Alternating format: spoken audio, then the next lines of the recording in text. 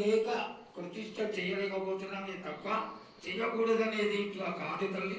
ఒకళ్ళు ఇద్దరు అడ్డుపుల్ల వేసినందువల్ల ప్రతిష్ట ఆగిపోయింది.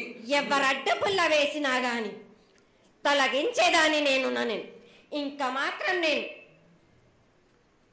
ఊరుకోను. నేను ఎవ్వరు అడ్డొచ్చినా నేను వాళ్ళను మాత్రం తీసుకుపోయేదే గాని వాళ్ళకు నేను చుక్కలు చూపిస్తాను.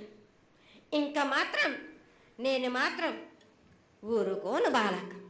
చాలా సంతోషం తల్లి. నువ్వు అండగా ఉండి చేయించుకున్న పక్షంలో తప్పకుండా నీ ప్రతిష్ట చేయించుకుంటాం. ఆగ్రహం వద్దు తల్లి. వాళ్ళు నీ బిడ్డలే, వాళ్ళు కూడా చల్లగా చూడాలి.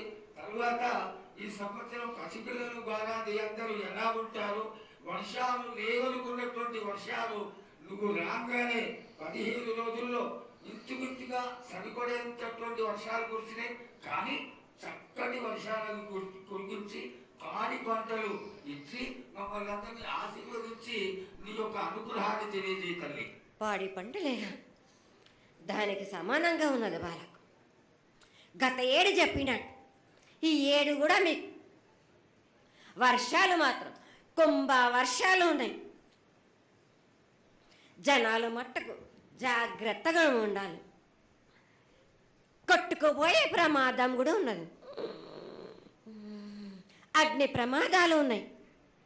కుంభ వర్షాలు ఏడేడు కాదు, ఈ ఏడు భారీగా ఉన్నాయి. జనాలు మట్టుకు సగానికి సగం కొట్టుకుపోతూనే ఉంటారు. వాళ్ళకు ప్రాణ నష్టం కూడా జరుగుతుంది. అది జరగకుండా ఆపాల్సిన బాధ్యత నీదే కదా తల్లి.